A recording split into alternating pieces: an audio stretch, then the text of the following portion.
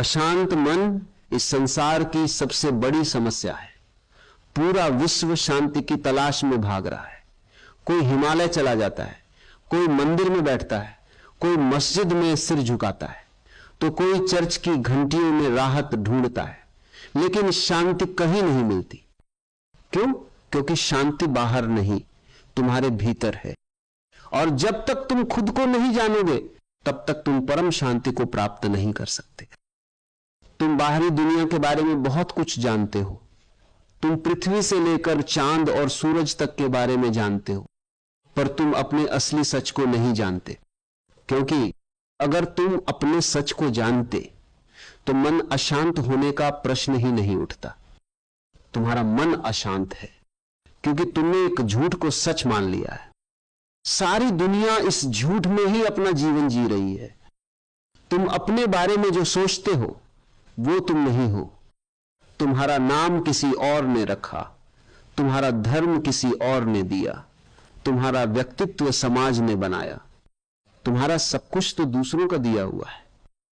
क्या तुमने कभी खुद से यह प्रश्न किया है कि जिसे तुम मैं कहते हो वो तुम्हारा है भी या नहीं? क्या कभी आईने में झांक कर पूछा है कि मैं कौन हूं?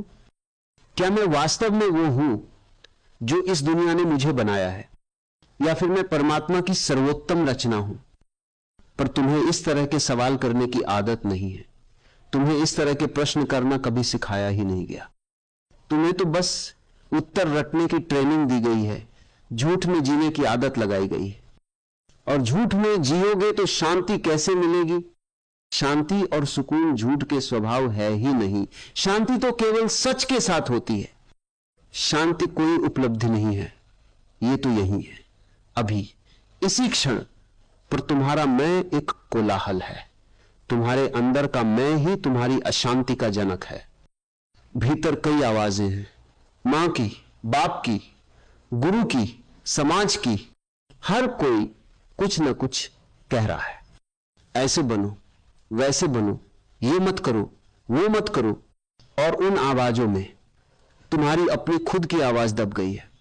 जब तक तुम अपने अंदर की असली आवाज नहीं सुनोगे तब तक तुम बेचैन रहोगे, और वो आवाज तभी सुनाई देगी जब तुम कुछ और होने का नाटक करना बंद कर दोगे। इसका सबसे सरल उपाय है ध्यान। पर याद रखना, ध्यान को कोई क्रिया बनाने की कोशिश मत करना।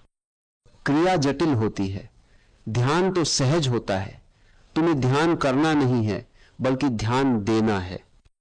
जब तुम ध्यान से चीजों को देखते हो, समझते हो, तब तुम्हारा मैं धीरे धीरे पिघलने लगता है।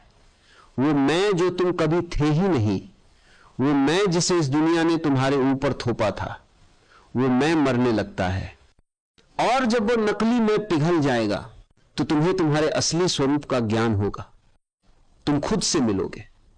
तुम्हें इस बात का ज्ञान होगा कि तुम केवल इस शरीर में नहीं हो, तुम हर जगह हो। सारा ब्रह्मांड तुम में है और तुम पूरे ब्रह्मांड में हो। फिर तुम्हें शांति के लिए कहीं भटकने की जरूरत नहीं होगी। तुम खुद शांति का स्वरूप हो जाओ।